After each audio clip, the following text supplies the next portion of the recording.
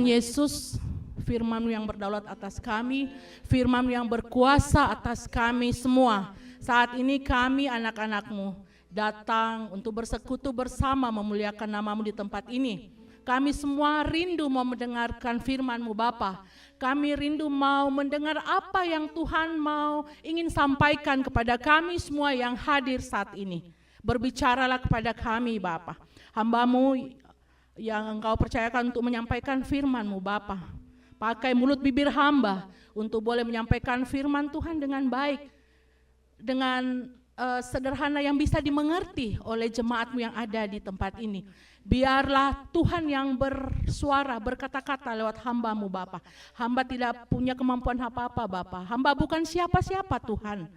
Jadilah sesuai kehendak-Mu Bapa. Dan biarlah firman yang akan hamba sampaikan kepada jemaat-Mu atau umat-Mu atau siapapun yang mendengarkan firman-Mu ini boleh menjadi suluh dan pedoman, boleh melakukan firman ini dengan baik seturut dengan kehendak Bapa di sorga.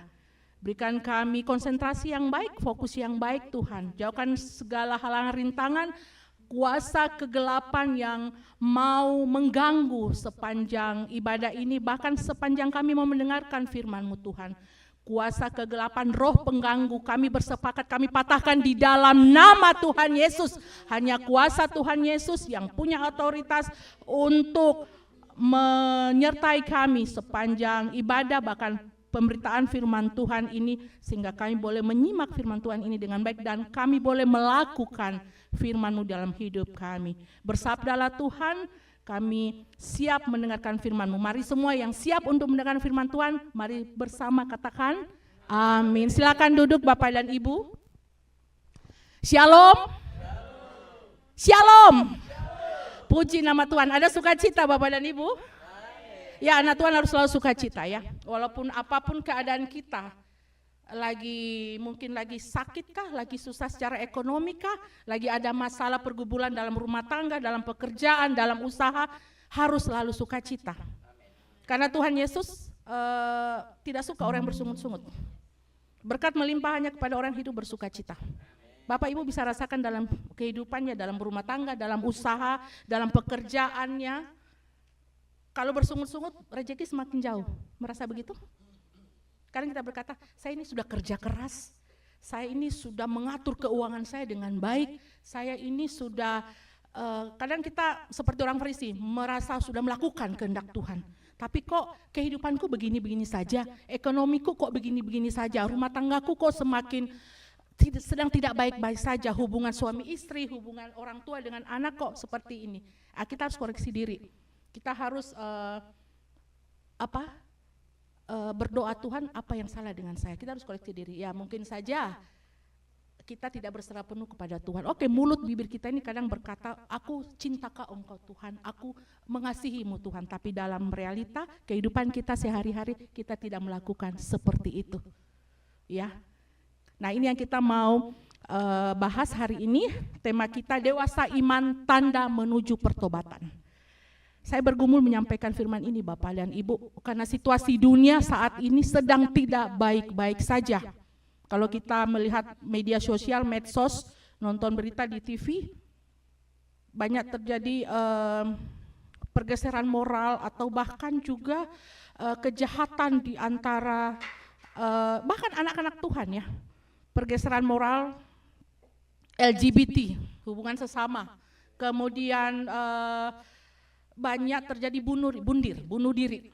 Dan setelah dicek, ini dilakukan oleh orang-orang yang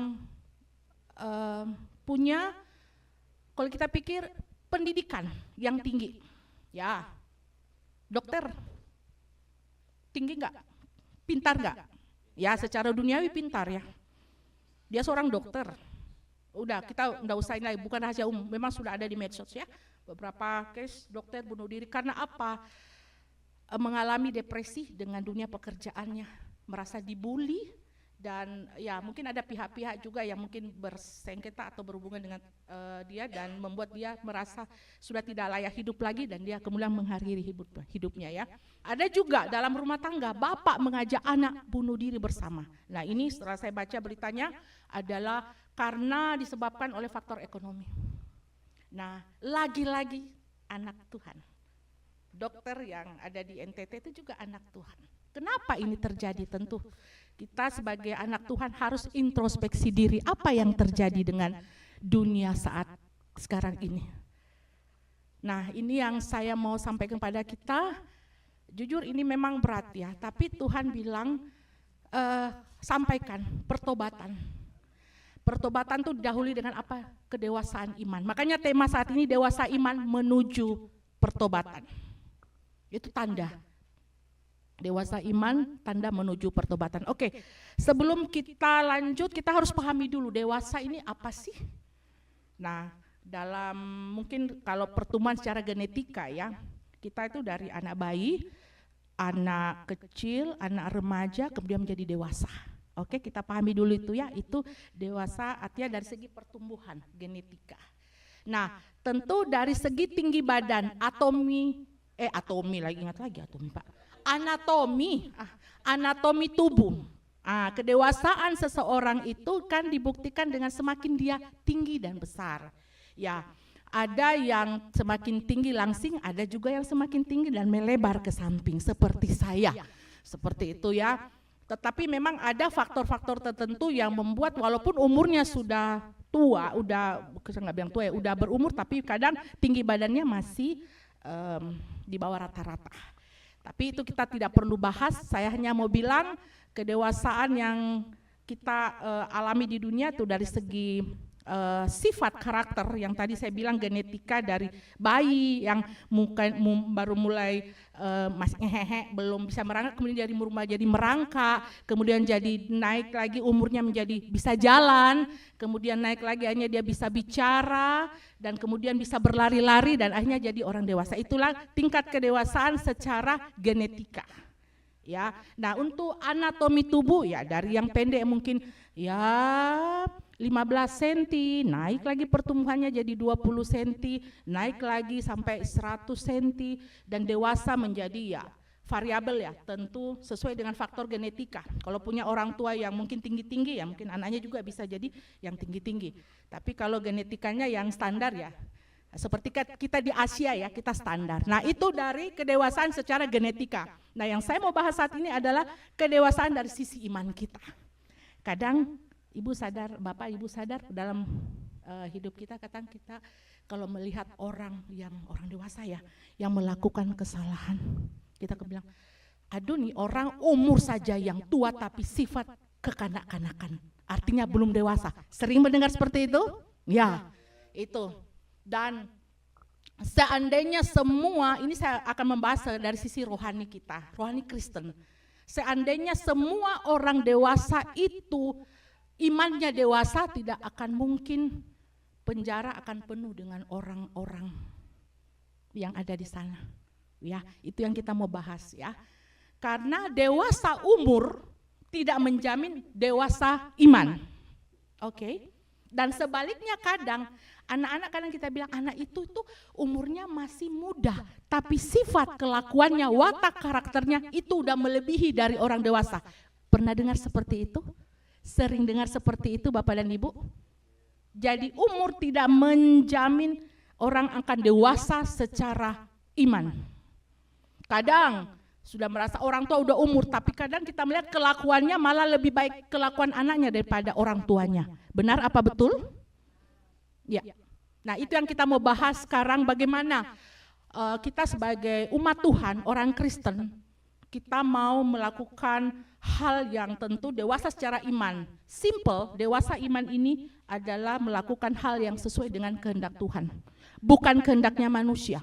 Kadang pun memang kalau kita ikut kehendak Tuhan, aduh Tuhan aku ini punya duit, ini contoh ya. Aku membantu orang, tapi Tuhan kalau aku bantu dia, terus aku makan apa? Nah ini hal mengasihi, ya. Tapi Tuhan di sini berkata pakai hikmat. Pakai hikmat dan tentu dengar suara Tuhan. Kalau Tuhan perintahkan kasihi orang itu, nabur buat orang itu, lakukan. Dan kita tidak usah pikir, aduh saya nanti besok makan apa, minggu depan makan apa. Kita nggak usah pikir itu, tapi tentu berhikmat. Ya, kita membantu sesuai dengan kemampuan kita. Ya, jangan kita membantu karena mau cari nama, mau dibilang, Bapak Soekardi, duitnya banyak ya, dia bisa bantu saya. Itu namanya apa? Modus mencari nama baik. Mau dikatakan wow gitu. Itu Tuhan tidak berkenan. Tuhan mau berikanlah dengan hati yang mengasihi, membantu hati yang mengasihi. Ya, seperti itu. Kita akan membaca firman Tuhan dari 1 Korintus 3 pasal 1 Korintus pasal 3 ayat 1 sampai 4. Saya bacakan ya Bapak dan Ibu ya. Karena ini kita lagi tidak bisa, enggak apa-apa. Ya, enggak apa-apa. Kita baca bersama dari 1 Korintus ini sebagai tema kita, dewasa iman tanda menuju pertobatan. 1 Korintus pasal 3 ayat 1 dan 4. Kita membaca bersama-sama. Judulnya perselisihan 1, 2, 3. Saudara-saudara, pada waktu itu aku tidak dapat berbicara dengan kamu seperti dengan manusia rohani, tetapi hanya dengan manusia duniawi yang belum dewasa dalam Kristus. Susulah yang kuberikan kepadamu bukan makanan keras, sebab kamu belum dapat menerimanya. Sekarang pun kamu belum dapat menerimanya, karena kamu masih manusia duniawi. Sebab jika di antara kamu ada iri hati dan perselisihan, bukankah hal itu menunjukkan bahwa kamu manusia duniawi dan hidup menurut pola manusia? Ayat keempat yang terakhir, sebab jika yang seorang berkata, aku dari golongan Paulus, dan yang lain berkata, aku dari golongan Apolos, bukankah hal itu menunjukkan bahwa kamu manusia duniawi? Amin, firman Tuhan ya. Persekutuan kita Eagle Prayer Ministry baru terbentuk. Dan firman Tuhan saat ini ditujukan kepada jemaat di Korintus yang saat itu lagi memang kondisi jemaatnya lagi kacau.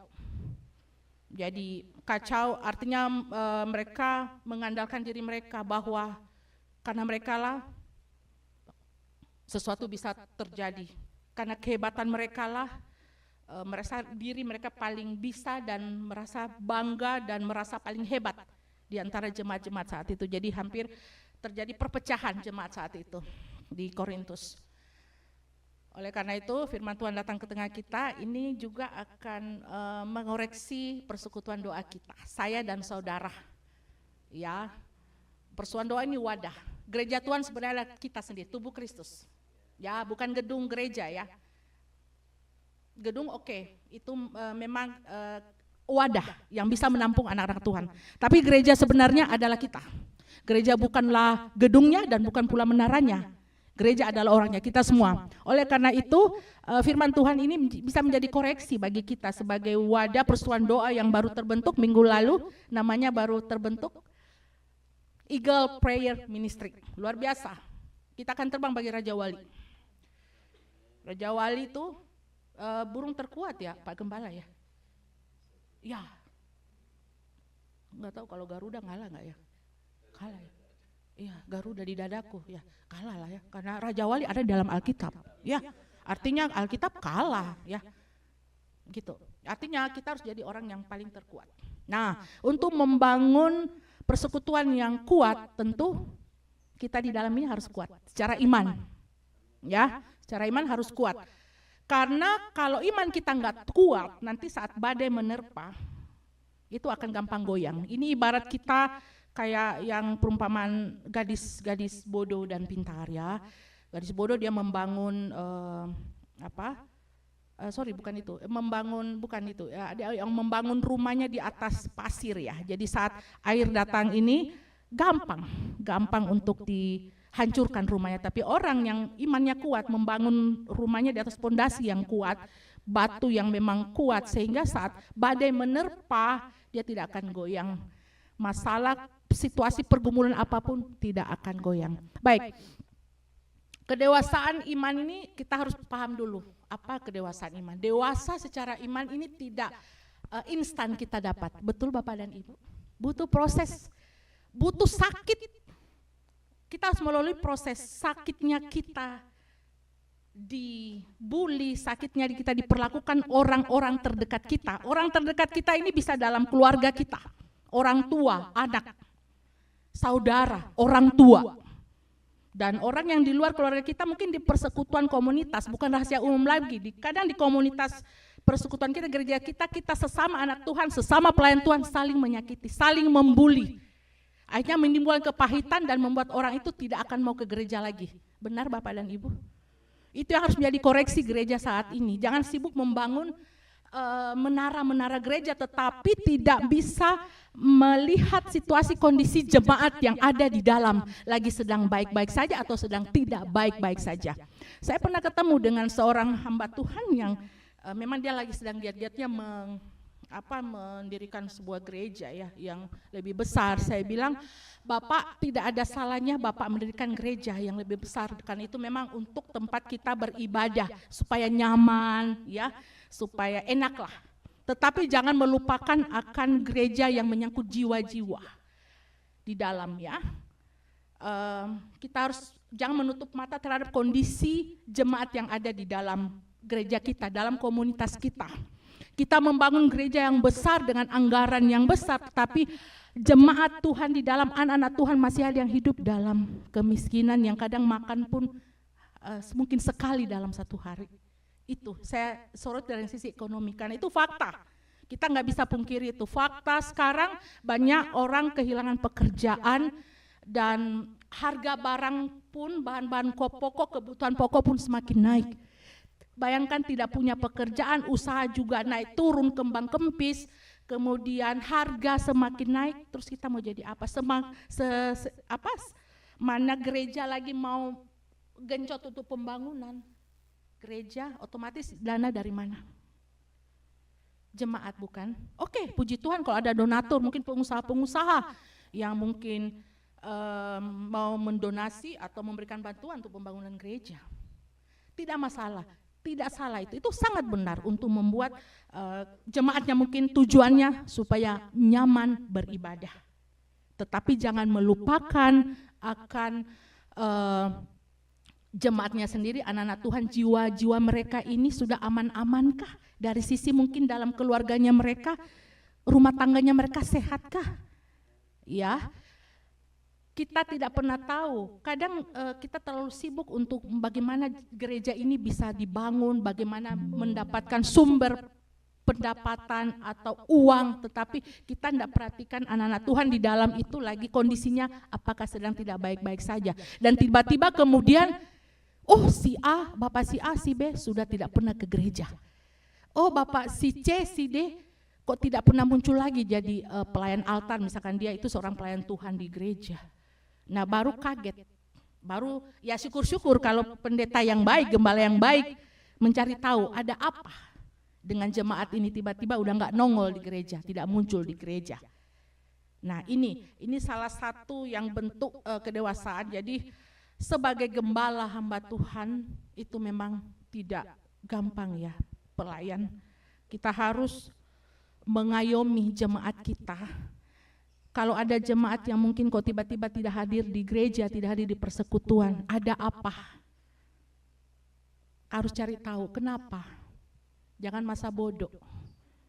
Jangan sibuk dengan membangun gereja atau hal-hal yang lain, tapi kemudian gereja yang sebenarnya ini lagi sedang luka, lagi sedang sakit.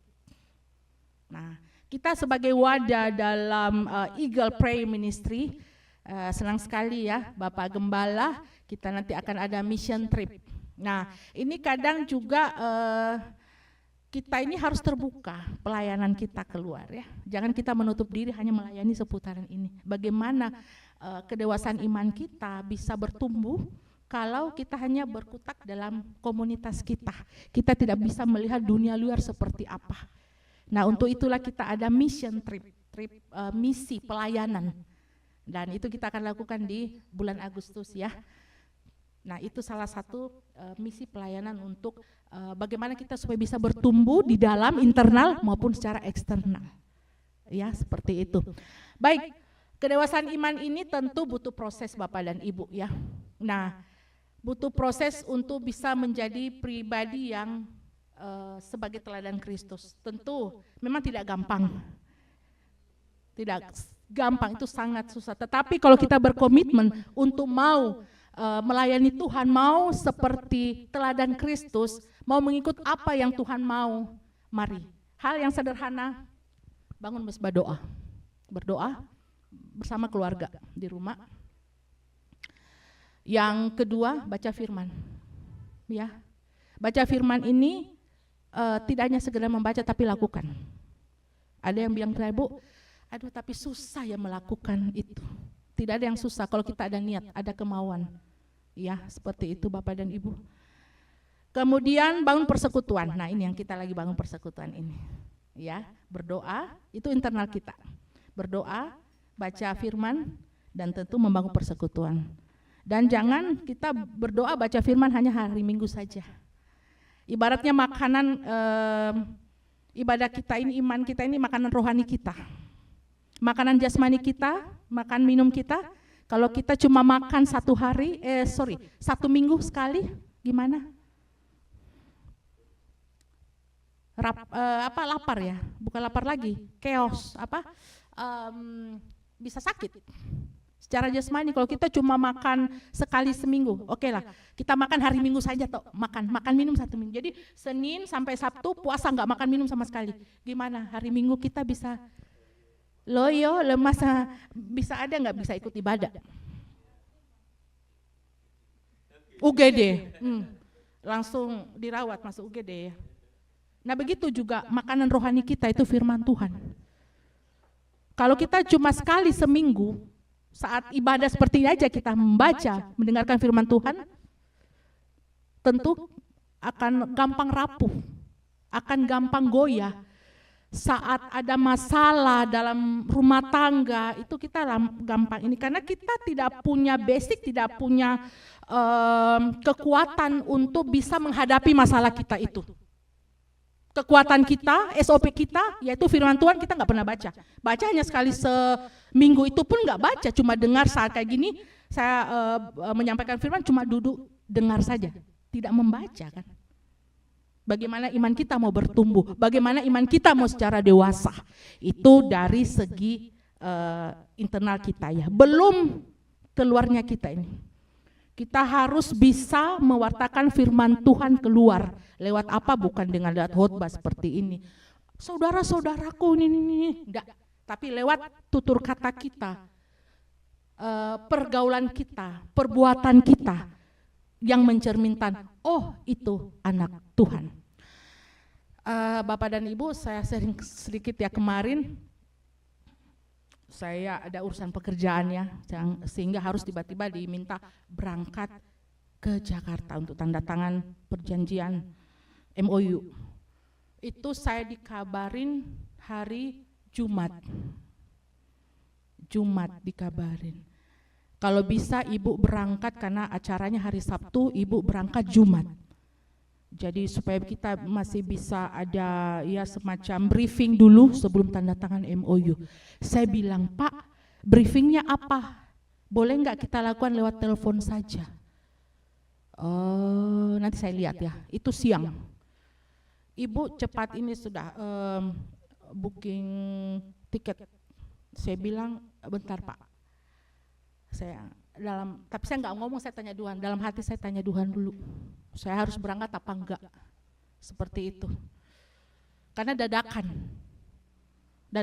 dan pasti butuh persiapan, butuh biaya pasti. Dan jujur yang saya paling pikirkan adalah pelayanan saya hari Minggu. Hari Minggu, jadi saya pikir berangkat Jumat. Nanti ibu pulangnya hari Minggu aja gitu, supaya kita masih sempat ngobrol lagi.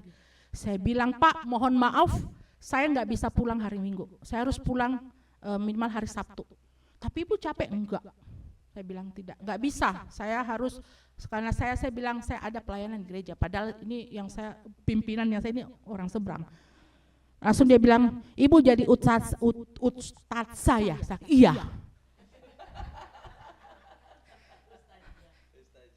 Gitu. Iya, karena dia pahamnya seperti itu. Karena menurut pemahaman mereka kan pendeta itu laki-laki ya. Kok perempuan bisa ini menyampaikan firman? Ibu ustadz, iya, betul. Akhirnya saya bergumul, Tuhan ini. Nah, sementara saya harus ada pekerjaan yang saya harus selesaikan di sini. Saya mau bilang, Pak, saya ada urusan lain, tapi urusannya apa saya belum tahu. Tapi waktu itu Tuhan bilang, jangan. Kamu akan ada pekerjaan yang kamu akan handle sampai Jumat malam sehingga kamu belum bisa berangkat hari Jumat. Dan benar. Dan benar. Saya saya punya nasabah di Papua dan waktu itu saya bingung, biasanya sore kelar urusannya, tapi ini kok bisa sampai malam, sampai jam 8 malam baru kelar. Saya langsung bilang, Tuhan, ini kayak Engkau maksud, saya tidak boleh berangkat hari ini. Yang saya mau sampaikan kepada kita, apapun yang tiba-tiba kita harus lakukan, tanya sama Tuhan. Karena kita nggak pernah tahu, halangan dan rintangan hanya Tuhan yang paling tahu. Singkat cerita, saya tidak jadi berangkat hari Jumat. Nah, pimpinan kemudian telepon jam 9 malam. Bu Vivi gimana? Udah di jalan? Tidak Pak, saya tidak jadi berangkat. Saya berangkat hari Sabtu. Lah, piye? Terus bagaimana? Karena dia wanti-wanti jangan sampai saya nggak datang, karena harus tanda tangan. Jadi dia memastikan dan tidak bisa diwakili. Tidak bisa diwakili. Jadi saya bilang, Pak, saya sudah booking tiket. Dapat. Iya dapat, buktinya ada. Saya sudah check in online lagi. Kan nggak bisa keburu saya karena berangkat Jumat itu Jumat pagi, jadi Jumat subuh. Saya nggak tidur semalaman karena takutnya bablas. Jadi jam 2 saya berangkat ke Surabaya, kemudian jam 5:30 penerbangan Surabaya Jakarta. Sampai bilang, Bu Vivi berangkat pagi, terus pulangnya? Ya nanti malam. Saya aja, pimpinan saya laki-laki, saya aja nggak bisa PPA, saya mah udah biasa Pak. Karena saya nggak bisa, saya harus pulang, ada pelayanan. Komunikasi dengan Pak Gembala, saya tiba pas, saya berangkat 7:30 pagi dari Juanda, tiba Cengkareng jam 7:30 ya. HP saya baru aktif, masuk WA-nya Pak Gembala, gimana Bu bisa pelayanan? Langsung saya nggak jawab di WA, saya langsung telepon, saya masih di mana, baru turun dari pesawat. Penggembala Shalom, bisa Pak saya melayani. Ibu kalau tidak bisa, saya bisa gantikan. Bisa Pak, saya bilang, bisa. Dalam nama Yesus, bisa. Itu yang jujur yang saya pikirkan sana, Tuhan, saya mau melayani hari Senin. Hari Minggu. Saya mau melayani hari Minggu, ini gimana Tuhan?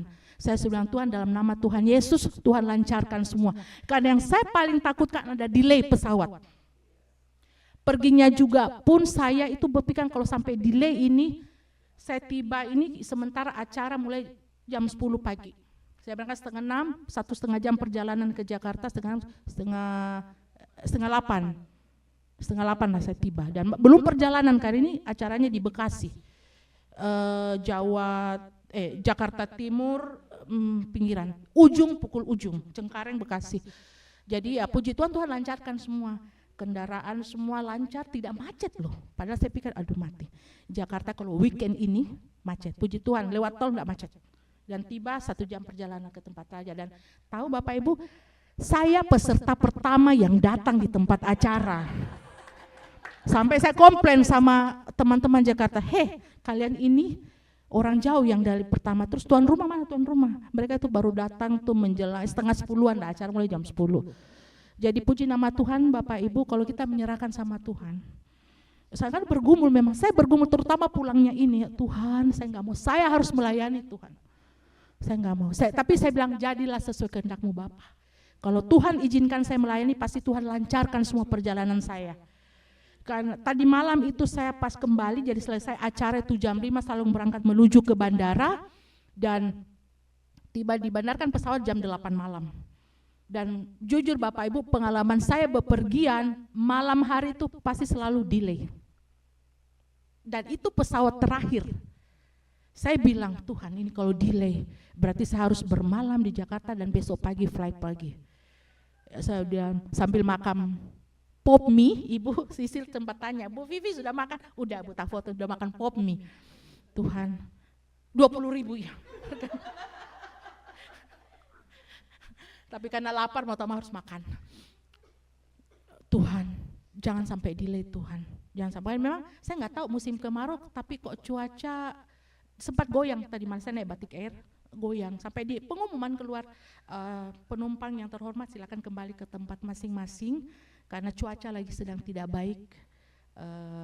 Dilarang, bahkan toilet pun dilarang ke toilet, tidak boleh masuk ke toilet dulu, kami yang goncang ya. Saya sudah cuma ngomong haleluya, haleluya dalam hati saya, haleluya. Sampai saya yang udah ngantuk juga nggak tidur semalam, haleluya, haleluya. Tuhan, jadilah sesuai kehendak-Mu, kehendak-Mu yang terjadi Bapa. Itu, dan puji Tuhan lewat badai itu. Tapi saya heran, kok ada badai tidak ada hujan? Iya kan musim kemarau merata ya. Tapi ya itulah, ada saja ya kuasa-kuasa yang tidak menghendaki kita berbuat hal yang baik, menghalangi perjalanan kita. Tapi apapun situasi kondisi, kita harus tetap bersyukur dalam Tuhan. Yang lain-lain sudah bilang astagfirullah, astagfirullah. Saya bilang haleluya, haleluya, haleluya, haleluya. Jadilah. Jadi saat kita memang udah puncaknya kita berserah, saya selalu kalau dalam kondisi yang udah stagmak, udah nggak bisa berbuat apa lagi, mau melakukan apa? Masa kita mau turun dari pesawat? Seperti kalau mobil berhenti dulu ya, kalau naik lewat darat berhenti dulu, saya turun dulu, nggak bisa ya. Di pesawat itu suatu hal yang, atau mungkin di laut masih mungkin bisa berenang, yang bisa berenang. Tapi kalau di pesawat ini ya hanya kehendak Bapa di sorga. Saya berserah seperti itu. Dan puji Tuhan tadi malam akhirnya tiba, dan memang sempat delay setengah jam. Harusnya di tiket itu jam 8 berangkat dari Jakarta, hanya jadi setengah 9 karena faktor cuaca. Saya tidak tahu cuaca dari mana, padahal tidak hujan, tidak musim kemarau. Jakarta juga musim kemarau, tapi tidak sedingin yang ada di sini. Tapi ya itulah, puji Tuhan sudah tiba, jadi tibanya pun juga jadi molor setengah jam di Juanda, dan puji Tuhan bisa dapat travel dari Juanda ke Malang. Juanda itu udah sepi Malang, karena yang saya tempat itu udah pesawat terakhir. Udah nggak ada lagi dia udah sepi. Jadi tinggal ya itu kami itu yang bikin rame, yang pesawat terakhir itu batik itu. Baik, yang saya mau sampaikan dari cerita saya ini bahwa apapun situasi kondisi kita, mari selalu ingat Tuhan Bapak dan Ibu. Jangan kondisi senang aja kita ingat Tuhan. Tapi kondisi dalam kita, atau kadang orang juga hanya kondisi terpuruk aja dia ingat Tuhan. Tuhan, aduh Tuhan, ekonomi aku nggak baik-baik saja. Tuhan, saya butuh uang ini Tuhan. Tuhan, saya sakit Tuhan. Tapi di saat dia sudah sembuh, lupa. Di saat dia sudah punya harta, ekonominya udah baik, lupa mengucap syukur sama Tuhan. Itu yang kadang membuat hidup kita kemudian ditempa, diproses oleh Tuhan, tapi kita nggak sadar-sadar. Jadi Bapak Ibu, saat kita mengalami proses dalam hidup kita, mari jadi orang yang tahu diri, koreksi diri, jangan salahkan orang lain. Gara-gara kamu gue jadi miskin, gara-gara kamu ekonomi saya seperti ini, gara-gara kamu si A si B, usaha saya jadi begini, atau yang lebih fatal lagi kita menyalahkan Tuhan. Banyak tuh. Tuhan katanya mengasihi aku, Tuhan katanya suka menolong orang, tapi kenapa hidup dan kondisiku, ekonomiku, pekerjaanku, usahaku sampai ini sedang tidak baik-baik saja. Kadang tuh menyalahkan Tuhan. Sombong banget ya kita jadi anak Tuhan ya. Siapa sih kita ini? Siapakah aku ini? Tuhan, dari biji matamu. Kita ini biji matanya Tuhan. Apa sih yang kita mau sombongkan? Harta, uang, kekayaan, jabatan yang kita miliki saat ini adalah titipan Tuhan. So, apa yang kita mau sombongkan? Nanti kalau kita sudah dipanggil Tuhan menghadap Bapa di sorga, kita mau bawa uang kita mau bawa jabatan kita mau bawa harta kita. Harta, jabatan, uang itu hanya kita nikmati selama ada di dunia, dan kita harus tahu diri, sadar diri, itu titipan Tuhan. Jadi menjadi iman yang dewasa harus menjadi pelaku firman. Pelaku firman, kalau kita bingung-bingung, malas baca firman, udah baca itu 10 hukum Taurat. Di situ tercantum semua apa yang Tuhan ingin kita lakukan dan apa yang Tuhan tidak mau kita lakukan. Jangan ada padamu ilah lain di hadapanku. Kalau ada masalah datang sama Tuhan.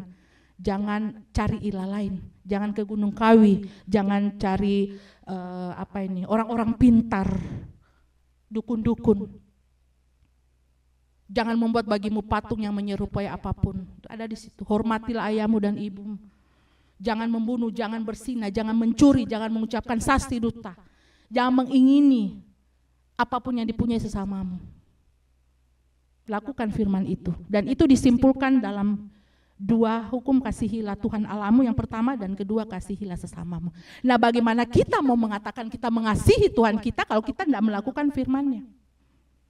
Kita tidak mau melakukan apa yang Tuhan inginkan dalam firman-Nya. Kita mengatakan kasihi Tuhan Allahmu, tapi kita nggak pernah baca firman. Kita tidak melakukan firman. Kita melakukan apa yang bertentangan dengan yang ada di firman. Tuhan larang kita jangan mengingini sesamamu, tetapi pelakor-pelakor banyak mengingini suami orang, mengingini istri orang, mengingini harta benda.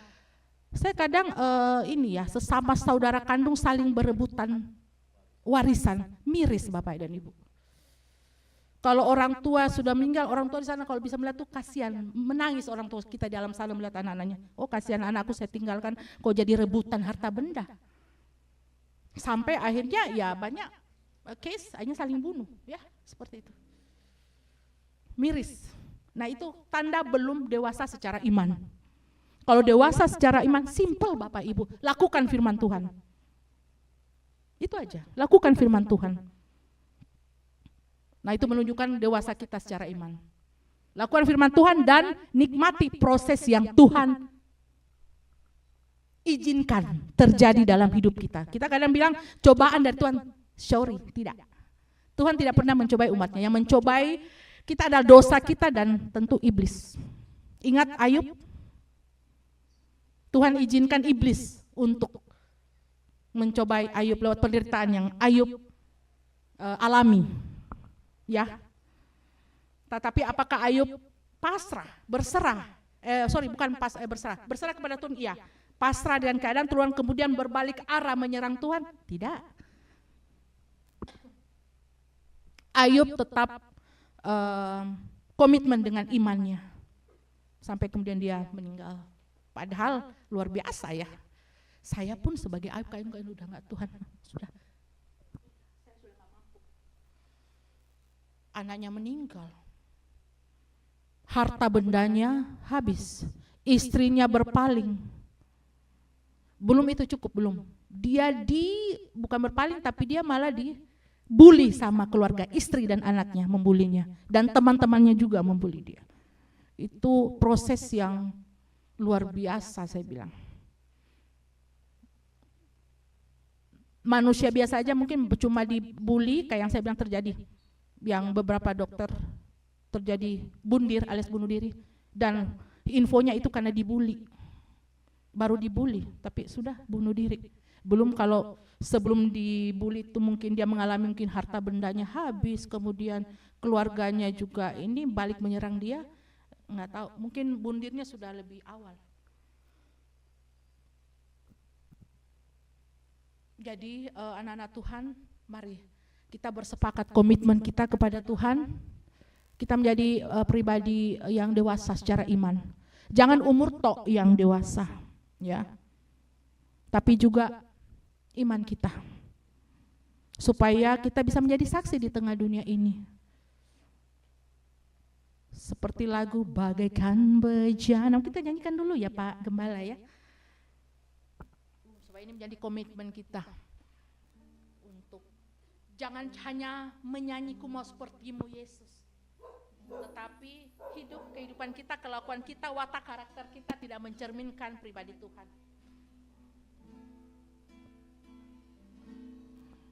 Bagaikan bejana siap dibentuk, demikian hidupku di tanganmu.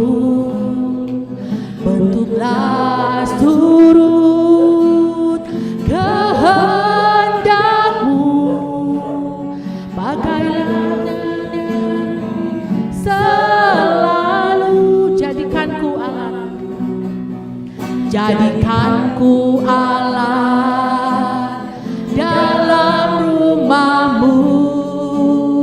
Inilah hidupku di Sanggup,lah turut kehendak-Mu, jakailah sesuai rencana-Mu. Mari dengan penuh penghayatan, ku mau seperti-Mu ya Tuhan. Kami semua anak-anak-Mu yang ada di tempat ini mau seperti-Mu Tuhan Yesus. Kami mau mengikut teladan-Mu Tuhan. Mari kita berkomitmen Bapak dan Ibu. Kita mau jadi pribadi yang dewasa, bukan hanya sekedar umur, tapi juga iman kita. Kita harus dewasa secara iman. Kita penuh penghayatan dari awal lagu ini kita lakukan. Bagaikan bejana, hidup kita bagaikan bejana yang mau dibentuk oleh Tuhan. Hidup kita juga, kita mau dibentuk, dimurnikan oleh Tuhan. Dengan urapan kuasa Roh-Mu, dibaharui selalu, jadikan kami, jadikanku. Mari kita berkomitmen sama Tuhan. Kita mau jadi alat yang dipakai Tuhan untuk mewartakan firman-Nya kepada setiap anak-anak Tuhan. Kita mau jadi anak Tuhan yang punya value, punya kualitas di dalam iman percaya kita.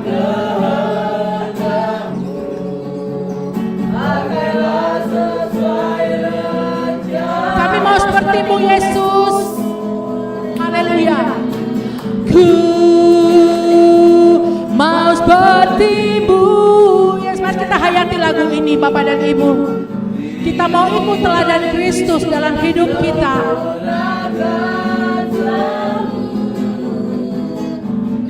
Haleluya, haleluya, haleluya. Ku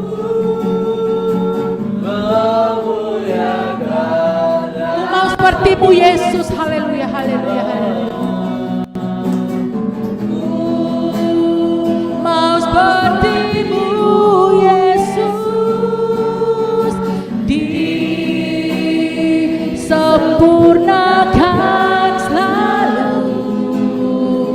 dalam segenap jalanku, memuliakan nama-Mu. Kita menghayati lagu tadi ya Bapak dan Ibu. Kita bagikan bejana-bejana, kalau bahasa sekarang itu apa? Priuk ya, tembikan yang dari yang dari lihat ya, kita siap dibentuk seperti itu. Dari yang tidak, yang dari tanah diambil bentuk, dipoles, dibikin cantik. Kita bejana yang siap dibentuk Tuhan. Bapak dan Ibu, dalam Alkitab ada beberapa tokoh dalam Alkitab yang bisa menjadi contoh buat kita untuk tetap hidup di dalam Tuhan. Tadi seperti yang saya bilang Ayub, ada Yusuf juga ya. Yusuf walaupun diperlakukan saudaranya dengan tidak baik, dibuang ke sumur, dijual, dipenjara, tapi akhirnya Tuhan menyatakan kuasanya menjadikan dia Perdana Menteri yang berkuasa di Mesir saat itu. Dan yang lebih membuat saya terhenyak lagi, dalam kondisi dia sudah diperlakukan seperti itu oleh saudaranya, tetapi saat terjadi kelaparan di tempat saudaranya, dan saudaranya pergi ke Mesir mencari makan, membeli, dan dia mau memberikan saudaranya makanan. Tidak ada dendam di antara dia dan saudaranya, sekalipun sudah diperlakukan, ya saya boleh bilang tidak layak perlakuan mereka kepada saudaranya. Tetapi itu adalah bagian dari proses yang Tuhan izinkan kepada Yusuf waktu itu. Seandainya saya bayangkan kalau Yusuf menyerah di tengah jalan saat diproses, ya mungkin dia tidak akan jadi Perdana Menteri. Jadi yang saya mau sampaikan, apapun situasi kondisi yang Tuhan izinkan untuk kita diproses, untuk kita jalani, mari tetap bersyukur. Terima kasih Tuhan untuk kondisiku saat ini, terima kasih Tuhan untuk ekonomiku saat ini, terima kasih Tuhan untuk usahaku yang mungkin lagi sedang tidak baik-baik saja, terima kasih Tuhan, aku percaya Tuhan akan memberikan yang terbaik. Terima kasih Tuhan untuk pekerjaanku yang mungkin kondisi tidak baik-baik saja saat ini. Terima kasih Tuhan buat aku yang mungkin lagi mencari pekerjaan tapi Tuhan belum memberikan. Itu berarti Tuhan harus mengizinkan kita lebih lagi meminta kepada Tuhan, berdoa, tidak boleh putus asa. Seperti beberapa anak Tuhan yang kemudian putus asa dengan pembulian, dengan hinaan, dengan tekanan kerja di tempat kerjanya sehingga dia melakukan jalan pintas bunuh diri. Jangan Bapak ya Ibu ya, kita seperti itu. Jangan seperti itu. Kita harus ingat Tuhan telah mengorbankan dirinya di atas kayu salib. Tuhan sudah memberikan kasih karunia kepada kita semua. Mari pakai kasih karunia itu untuk membangun hidup yang baik di tengah keluarga kita, di lingkup komunitas kerja kita, dan di komunitas kita bertumbuh, tempat ibadah, dan juga di usaha kita. Tuhan utus kita ke tempat-tempat itu Bapak Ibu. Jadi kita tidak hanya namanya mewartakan Tuhan itu seperti yang saya lakukan berkhotbah di sini atau pasang status tentang ayat-ayat firman Tuhan, tetapi juga dengan cara kita di tempat kerja, bekerja dengan baik, dengan penuh kejujuran, loyalitas, penuh tanggung jawab, itu sudah bagian dari pelayanan di tempat kerja. Di tempat usaha juga seperti itu. Kita lakukan dengan penuh sukacita, tidak bersungut-sungut, tidak mengeluh, itu suatu hal yang untuk memuliakan Tuhan. Tuhan tidak suka anak-anak yang bersungut-sungut. Tuhan kita itu kaya Bapak dan Ibu. Tuhan kita itu tinggi, punya kekuasaan yang luar biasa, menguasai antara isi bumi ini dan sisinya. Jadi kita jangan mempermalu Tuhan kita dengan kita sering bersungut-sungut, karena Tuhan orang luar akan melihat, ih anak Tuhan kok bersungut-sungut, anak Tuhan kok kerjanya ngeluh aja, komplain aja. Jangan seperti itu ya, karena kita harus meninggikan nama Tuhan kita. Kita jangan membuat Tuhan kita sedih melihat kondisi kita. Jadi jangan menyalahkan Tuhan untuk setiap kondisi yang kita alami yang tidak baik-baik, tapi anggaplah itu sebagai proses yang Tuhan izinkan untuk terjadi. Dan kalau kita bisa melewati proses itu, maka kita akan mendapat sesuatu yang Tuhan telah siapkan buat kita. Amin Bapak dan Ibu. Saat ini terjadi beberapa situasi kondisi peristiwa di dunia ya, dan kita yang memiliki iman yang percaya, dewasa iman, kita harus bisa melihat apakah ini sesuatu yang benar. Jadi banyak ajaran-ajaran sesat yang terjadi di luar, ada membawa nama Kristen, yaitu Kristen liberal. Pernah dengar Kristen liberal? Mungkin kalau di Indonesia belum, tapi di luar sana. Dan tidak menutup kemungkinan juga karena arus globalisasi bisa masuk ke Indonesia. Tetapi kita harus membentengi diri kita, iman percaya kita dengan firman Tuhan. Oleh karena itu pentingnya kita baca firman Tuhan setiap saat, sehingga saat kita menerima ajaran-ajaran itu, kita mendengar, membaca, kita nggak cepat menanggapi. Karena kita sudah tahu kebenaran firman Tuhan. Dan kalau kita bingung-bingung, ini benar nggak sih info seperti ini, apakah betulkah? Baca firman Tuhan. Ya, jangan cepat menerima ajaran-ajaran yang kadang tidak memuliakan nama Tuhan. Seperti yang saya dengar itu di luar lagi berkembang ajaran Kristen liberal. Ajaran Kristen liberal ini bertentangan dengan firman Tuhan. Jadi tidak selama yang berbunyi-bunyi Kristen itu sesuai firman Tuhan ya. Kristen liberal itu bertentangan dengan firman karena mereka katanya ajarannya itu seperti ini. Apa yang mereka lakukan itu adalah karena kekuatan mereka. Tidak dilandaskan kepada firman Tuhan. Jadi mereka berbuat hal-hal berhubungan dengan IT, digital, semua itu karena kehebatan mereka. Itu lagi berkembang di luar. Dan kita lihat sendiri apa yang terjadi di luar. Panas ekstrim lagi terjadi. Tanda-tanda akhir zaman ya, kalau kita baca. Itu lewat peristiwa-peristiwa dunia ya. Panas ekstrim lagi terjadi di sana, dan kita tahu di sana Di Eropa banyak gereja-gereja yang ditutup karena sudah tidak ada orang datang beribadah. Dan banyak gereja-gereja dijadikan bioskop. Ya, semoga tidak seperti itu daerah kita. Dan kita perlu tahu, kita harus mendoakan daerah kita, Indonesia pada umumnya. Jadi saya teringat di firman Tuhan saat Abraham bernego dengan Tuhan, saat Tuhan mau menghancurkan Sodom dan Gomora. Ya, karena memang di Sodom dan Gomora waktu itu sudah memang maaf saya mau bilang perbuatan orang sana sudah bejat. Ya, termasuk LGBT itu ini sesama jenis waktu itu. Dan Tuhan mau hancurkan. Cuma Abraham waktu itu nego dengan Tuhan. Tuhan, jika masih ada 50 orang saja Tuhan yang mau menyembah Engkau, mau melakukan firman-Mu Tuhan, ampuni mereka. Jangan Tuhan hancurkan kota itu. Tuhan bilang, oke, silakan cek. Ada enggak 50 orang di dalam?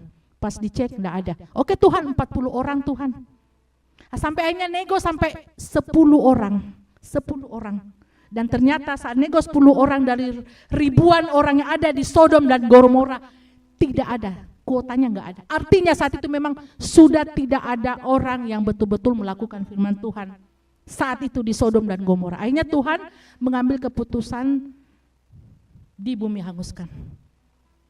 Jadi ibaratnya Abraham ini saya umpamakan sebagai gembala kita yang lagi berkomunikasi dengan Tuhan. Tuhan, kasihilah Indonesia bangsaku ini. Atau kita ambil ini Malang, kita di Malang. Tuhan, Engkau melihat masih banyak anak-anak Tuhan yang mau menyembah Engkau.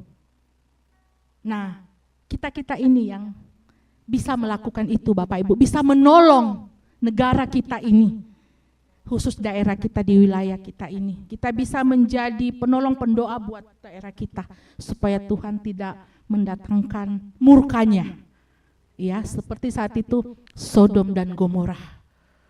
Saya percaya kita semua yang hadir saat ini dalam komunitas persekutuan doa Eagle Prayer Ministry. Eagle Prayer Ministry bukan hanya sebagai semboyan nama saja, tapi betul-betul nama ini bisa menjadi motivasi kita untuk menjadi anak Tuhan yang berkualitas, yang punya value di komunitas kita maupun saat kita melayani keluar, baik dengan rekan-rekan seiman maupun yang tidak seiman dengan kita bisa mencerminkan bahwa kita ini anak Tuhan. Terpujilah Tuhan Yesus. Mari kita bawa satu lagu lagi, ini sebagai akhir dari khotbah saya saat ini, Hati Sebagai Hamba. Ini berhubungan dengan kondisi kita. Kita jangan hanya memikirkan duniawi saja, kita hanya sementara di dunia ini. Kita akan ada Bapa di surga suatu saat, ya Bapak dan Ibu. Ku tak membawa apapun juga saat ku datang ke dunia. Ku tinggal semua pada akhirnya. Saat ku kembali ke surga, inilah kami Tuhan, inilah yang ku punya, hati sebagai hamba yang mau taat dan setia padamu Bapa. Kemana kan ku bawa hati yang menyembah dalam roh dan kebenaran sampai selamanya. Bapak dan Ibu, lagu ini kita lakukan dari awal, kita menghayati lagu ini bahwa kita tidak selamanya berada di dunia ini. Kita akan suatu saat akan mempertanggungjawabkan perbuatan kita saat kita sudah dipanggil menghadap hadirat Tuhan. Oleh karena itu, mari lakukan firman Tuhan. Mari lakukan apa yang Tuhan mau kita lakukan. Kita harus menjadi anak Tuhan yang dewasa secara iman.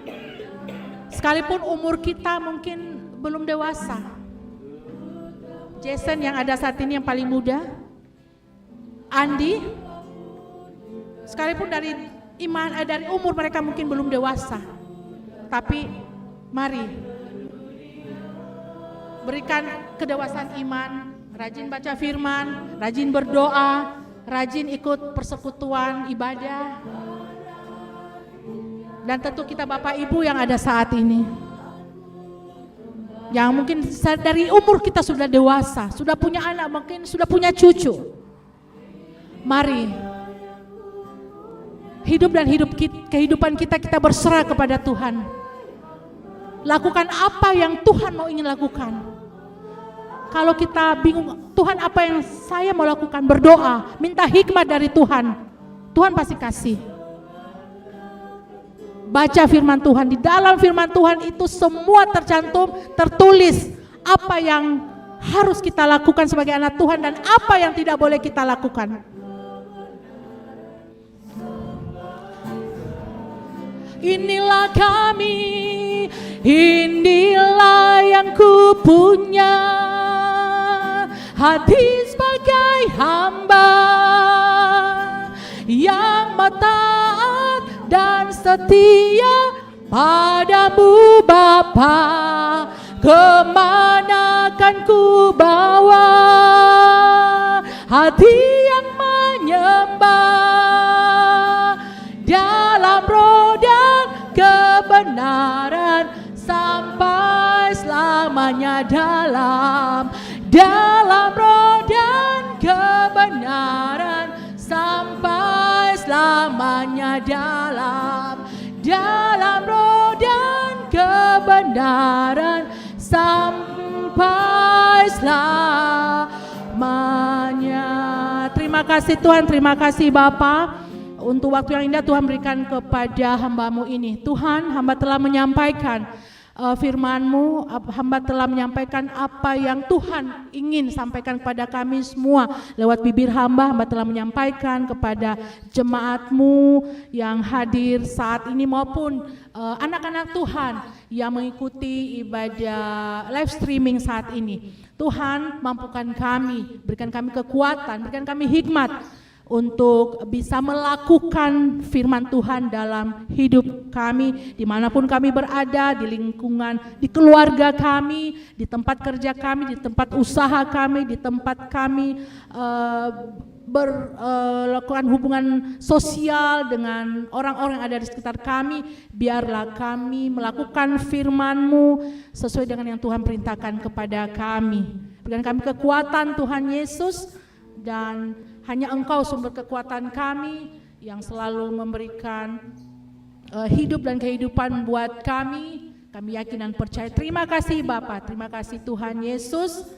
Ini doa kami yang kami naikkan kepadamu Bapa. Bukan kehendak kami yang jadi, tapi hanya kehendak Tuhan yang bertahta atas hidup dan kehidupan kami. Terima kasih Bapa, haleluya, amin.